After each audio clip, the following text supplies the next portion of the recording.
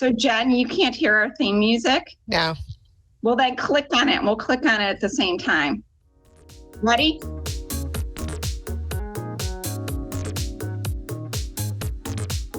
Well, welcome to anybody who listens to the Porter PLC Pridecast. That was a slip of the tongue, PLC Porter podcast. But maybe you'll see why the slip of the tongue happened by maybe some special guests we might have. I'm Lorie Cristafaro, Assistant Superintendent here at Lockport Township High School with Jen Webb-Rea, Assistant Principal for Curriculum and Instruction. So Jen, what do you think of the theme music that Pat Dean picked out for our podcast? It's a jazzy little tune. It is. It's like hipster. I'm feeling pretty cool, although part of me is like, it's 70s-esque too. Yeah, I'm somewhat disappointed it's not Brandy. Brandy, you're a fine girl. You told me there would be problems with copyright infringement if we use that. And we thought we would host a little podcast to kind of give you updates on what the PLC Revitalization Committee is doing, to celebrate our PLC teams. That's one of the things that last year, living through the pandemic, we know our teams got really efficient, and we wanted to take some time to celebrate the great work that we've heard going on in our organization. And then we just wanted to spotlight different people, different teams, so that others had resources to go to as we continue to work to become a professional learning community organization. So our first PLC Revitalization Committee meeting, we really focused in on our why and on norms. So Jen, you did an activity with everyone at that meeting about knowing their why and how it connects to PLC work. Do you want to talk about that? Yeah, so we were talking about the work that we're doing and what's driving the work that we're doing, and thinking about the why behind the work. If you think about, like, what is your why? What gets you up and moving every day and doing all the things that we have to do? And then thinking about teaching. Teaching is hard. It's not an easy thing to do. And walking into that classroom every day, what's your why that gets you moving into that classroom and doing the work that you're doing? And as a PLC organization, what's our why? What's our purpose? And it's that high levels of learning for all of our students. And what are we doing that's going to ensure that all of our kids are learning at the highest level that they can? And then one of the things we talked about the teams really need so that they can function to help all students achieve at those high levels was norms. And that norms really give us great strength at being able to have critical conversations where we trust one another and we know it's in a safe space. And probably one of the hardest things for a PLC team to do is to call out somebody who might be violating one of the norms. And so we really talked about that, and we had some fun with that as well. I think some teams might be throwing like yellow football flags, like you violated the norms. Others talked about very gentle ways to do it, just saying to the whole team, like, hey, are we staying true to our norms? But there's a lot of information out there, many about why norms are so important. They can Google it. Many people have the book, Learning by Doing. But also there's a lot of research out there on teams that just says if you want to have critical conversations, tough conversations that really can propel your work, you've got to have norms in place. So we worked on that, and we know teams have been working to build their norms. The last thing we really focused on at that first meeting in September was aligning PLC goals to an organizational goal. Jen, do you want to talk about that a little bit? So we know that the Board of Education has set goals for us for the district, right? And how do our PLCs set goals that drive their work that line up with building goals and then the district goals, right? And they're all focused on student achievement. So there's a Board of Education goal that our students are going to earn dual credit or AP credit or an industry credential by the time they graduate. So what is it we're doing within the PLCs, within the buildings, to ensure that we create opportunities for students to do that, and we ensure that they have success doing that? Yeah, and all the daily work that teachers to help students achieve will lead us to this big, lofty goal where all kids have either college credit, great career experiences, including an industry credential before they graduate. So that's what we covered. Hopefully, you've heard a little bit about it before listening to this podcast. But if not, if you have questions, certainly reach out to your department chair, reach out to me, Jen, reach out to somebody in your department who's on the PLC Revitalization Committee. We're happy to share any of that information with you. Now I'm excited, like maybe Pat Dean, our producer, could put like a drum roll in here or something. I'm really excited to introduce our first guests, Adam Decaire and Brett Hespell, who are on the AP Human Geography PLC team. Hi, guys. Good morning. Thanks for having us, and we appreciate the plug there with the slip, the Pridecast. You know, the people I guess have spoken. I guess it's time to come back, Hespell. Yeah. Hey, thanks for having us, Lorie and Jen.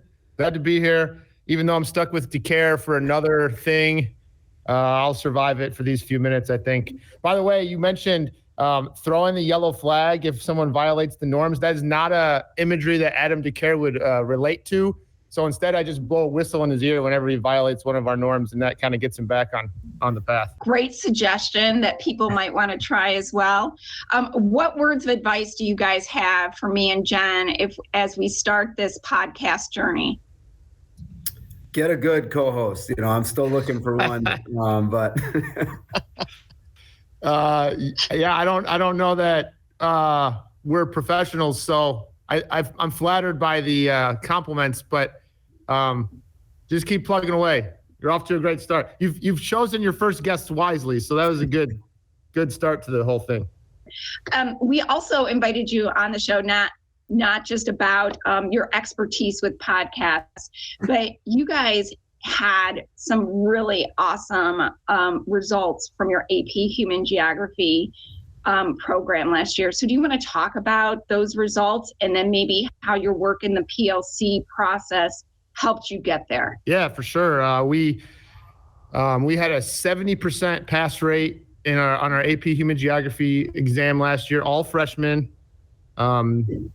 In the midst of the remote learning and the pandemic restrictions and all the other craziness that we had to deal with. So 70% of our kids passed with a 3, 4, or 5. Our average of our whole group was a 3.1. And that also includes, we should also throw Maria Brand, who was part of our team the last 2 years. She's now at East Campus teaching economics. But the kids did an awesome job despite tough circumstances. And to be honest with you guys, it wouldn't have been possible if we hadn't been able to work so closely together through all that with our PLC. So I'll let Decaire talk a little bit about maybe what he thought went well with our PLC. But I think it really was at the foundation of our success, just being able to share the burden of, kind of transforming our course and being able to still get to all of our goals, because there's no way I would have ever been able to do that by myself. Yeah. He wasn't kidding about the whistle blowing either. We don't call him Brett, don't break my norms, Hespell, for no reason. But just excellent leadership, that he provided for our PLC. And yeah, we were blessed with great students who were willing to put in the work. But I think, like Hespell said, without each other, with Maria and that, I wouldn't have been able to do it. And, I think we were just committed to doing what was necessary for the students, for them to be successful with all the challenges of remote learning and hybrid learning. We really adopted the course together. It wasn't my class and Hespell's and Maria's class. It was AP Human Geography. And we were all willing to help each other out, host review sessions where the students could go to any, one of the 3 teachers, record different lessons. So really the students were getting 3 teachers, and it just made our lives easier. And, like I said, with their work ethic, it ended up being a really successful year. So we were really proud of the students and what they were able to achieve, but really, what we were able to achieve as a PLC. How many years have you been teaching this course? Is this our fourth year, Decaire? Yeah, fourth year that it's been offered. I know that you did a lot of work on really identifying what it is you want students to learn. And I bet anybody who's listening to this podcast is like, what the heck is human geography? Do you want to give a broad stroke of what it is and maybe talk a little bit about how you went from maybe year 1 to year 2 to year 3, really refining what it is you wanted students to learn? Well, I get this question a lot at parent-teachers conference from parents like, what is this class? And the best way I'd say to describe it is it's a mix of geography, anthropology, and sociology. So really looking at the interactions with us humans as, you know, we interact with the environment and all the implications. So it's actually a very practical course.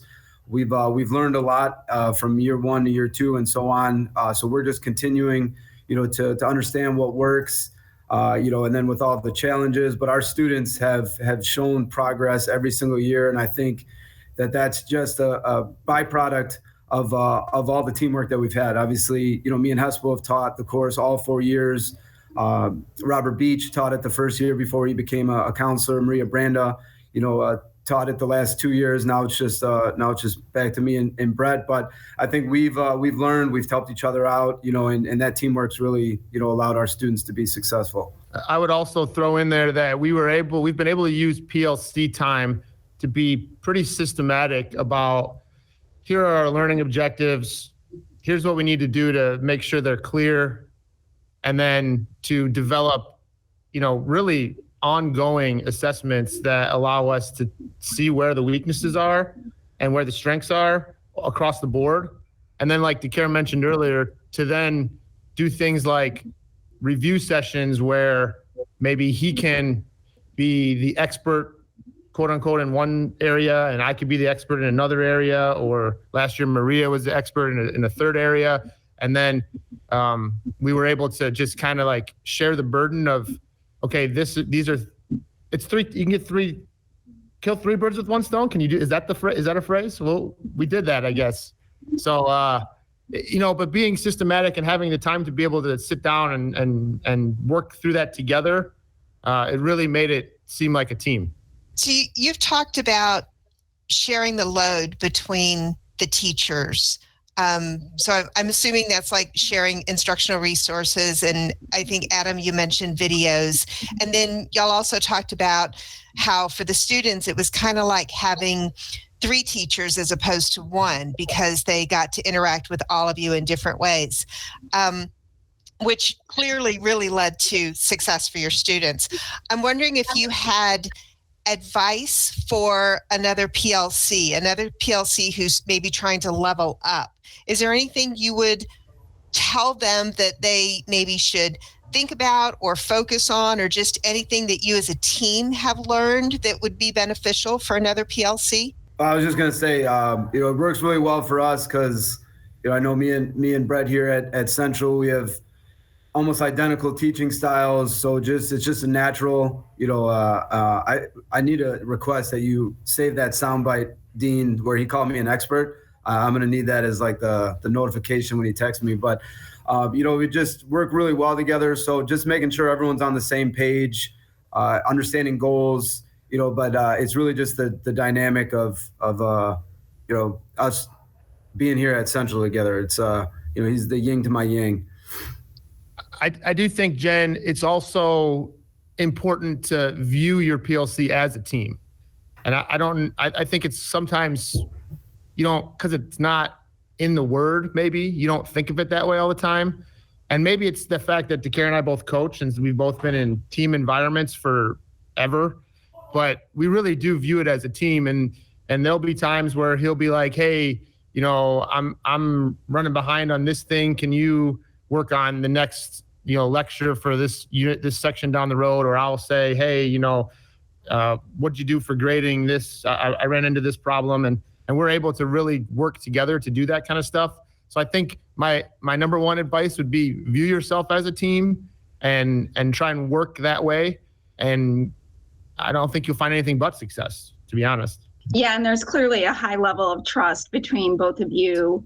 And it seems like whether it was Robert Beach that you brought onto your team or Maria was on your team, that there was a high level of trust between the team members, that you felt we can agree on our goals, we can articulate our goals, and we can support one another when one another is maybe has a full plate doing something else. And so somebody's going to support you in coming up with some ideas of how to support students.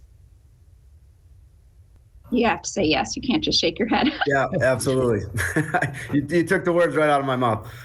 Hey, I want to thank both of you for being here, and I appreciate that you have to go teach right now, so you can sign off and we can go to our next guest.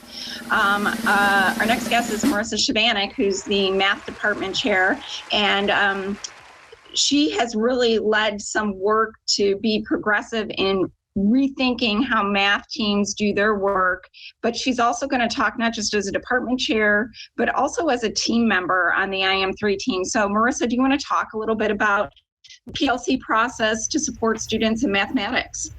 Sure. When you asked me to come on your inaugural podcast, I was like thinking about what I could talk about. And I think about January of 2019, before we were hit with the pandemic, sitting in room 107 with my math department team members and really diving into what is essential. We had just come back from a Solution Tree conference in October. I took a group of teachers down to Atlanta in November, Math at Work with Tim Canald, and coming out of those two things just really felt like I had an understanding of what needed to happen. And my department, was willing to try, and they did amazing work that day in January, where they really came together to define what was essential in our courses, Math 1, 2, and 3, and those honors classes as well. And then we're going to get started working, and then the pandemic hit. So going into the pandemic, that's where then teams, I think, worked as, Brett and Adam were talking about, worked as teams to survive the pandemic as a teacher, but as a teaching team, so that their kids could be successful. And then I think that's probably where I'll kind of talk a little bit about my Math 3 team, where I am so thankful for them. I don't know that I could have survived the pandemic without my teammates, and listen to them. I really do think that we are a team. Some things that we did, we have a fearless leader. When you were asking Jen or Lorie about, what were some things that have worked well for you? Robin Prokrasky has really become our team leader. He's our organizer. He has put together a running agenda for us. That running agenda is a Google Doc that we can add to each week so that we know what's going to be happening or being discussed when we come to the meeting. He's put together some hyperdocs, including a calendar that we all discuss and talk about when we want to assess. And I'll talk about that a little bit more. We have a document where we've put in that shared load, and I'm shaking my head when I'm listening to Adam and Brett talk about sharing the load, because that's exactly what we did last year. When we would come together for our PLC time, it was divide and conquer. One person took a lesson, they created a video, they created the notes after we had discussed the lesson, what we wanted to get from, what we wanted our students to get from the lesson, what was that essential. And so then we created a video to go with it, a set of notes, and then we selected the practice problems that we wanted the students to have. So we were all really committed to that lesson and had discussed it ahead of time. And then two people worked together to create those items. So everybody on the team had a video lesson for their kids to share with them, and notes that were common but could be used how they wanted in their own classroom. I was just going to say, it sounds like that was really powerful, that discussion about what is essential in this lesson. What do we need to make sure kids get? Like, to have all that brain power in the room talking and getting it to one point, and then, for the pandemic, having one person kind of go and do that, so that, because I know that was a huge new source of labor for teachers to go and do all that recording. So I think, really efficient, but wow, how powerful was that conversation? It was. And, we talked about it because we had to, dive a little bit deeper than where we were in January of 2019, coming into the summer of 2019 and into the pandemic. Each day we met, we wanted to make sure we were crystal clear on what it is that we wanted our students to get. When I think about, what we did as a team during the pandemic, coming then into this past summer of whatever year we are in now, 2020, right? The team kind of reflected and said, what is it that we want to do now moving forward? And, with our shifts in grading, and that the team decided that we really wanted to know what the students know and can do. And because of that, we all decided that we were going to assign our daily practice, because in math, you have to do practice every day. In the old days, we'd call it homework, but now we call it independent practice. It just is that practice that students need to have, but we're not grading that. We're not giving a grade because of the whole, it's forming their learning. But we are using what's called a skills check, and those are our common formatives that we have agreed to use. And through those formatives, we're now able to look at student data at a whole different level. And we've gotten really tight about those assessments. And so going into our common summatives, we have a better idea of what students know and can do, and how we can help them using Compass prior to that summative assessment. So I guess when I reflect on the process, it's been at least a 2-year process. I think that for us, the pandemic really forced us to work a little bit quicker in becoming a team and sharing the load. And because of that, I feel like we are progressing through questions 1 and 2 and are getting ready to, as a team, systemically address that question of what do we do when they don't get it and what do they do when they do. So Marissa, you talked about in January when your teams first started working to identify those essentials, and then how you had to kind of revisit that as part of the pandemic, because we had to shift how we were teaching and everything. I'm sure that there are times where maybe there's not 100% agreement, especially initially, on making those decisions. What does your team do to kind of keep forging through and bring people who may have diverging ideas together in agreement? Because clearly you have agreement on the work that you're doing. Right. So this summer when our integrated math 3 team met, not everybody was able to be a part of that conversation because it was summer curriculum work. But there was a majority, and that majority came up with a plan, and the plan was discussed, and it was a consensus. I don't know that everybody was all in or, 100% in favor, but that consensus was made, and we committed to this process of skills checks. We're working our butts off. It is way more work than I've ever done, but in the end, I really do feel like in my first unit, I really saw the rewards from the kids. The kids were learning, and it was so exciting for me. But we really did have to trust what the team discussed and came up with as a plan for us, and commit to it. And we can always reflect after this year if we want to continue that way, but to commit to it and trust that this is what's best for kids. Marissa, thanks so much for being on our show and for sharing your experience and it was so nicely woven together between your experience as a department chair, but also your experience as a teacher. And Jen, what are the words that are resonating in your brain right now after listening to these 2 stories? So I feel like trust has kind of been the underlying theme of every discussion this morning, that if your team doesn't have that, you're going to really struggle with the work. But that if you do have that trust, then you can make significant strides. And I think, Marissa talked about Unit 1 and the difference in the student learning. And then we saw with the AP results from those human geography students last year, we kept hearing over and over again how students were going to struggle so much this year because they didn't get everything last year. But Marissa, I think, is a testament to the fact that that doesn't have to be the case. And this work that we're doing with our PLCs can actually propel learning forward in spite of a year of a pandemic. Yeah, another word I heard loud and clear is this word team.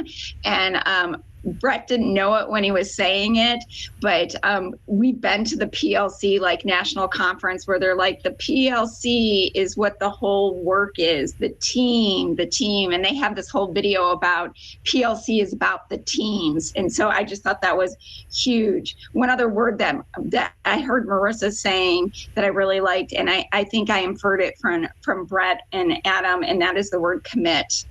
Right. And committing is part of being a team. So I think they did an awesome job, and I'm so happy they were on our first show. I think we're done. That's exciting. Episode 1 is in the books, huh? Yeah, but maybe we need a different theme song next time. I don't know. We kind of liked it, but it was jazzy. It was 70s. It was peppy. Does it scream PLC? I don't know. Thank you, and thanks to Pat Dean for whatever he may do in post-production to make this better. All right. Tune in next time.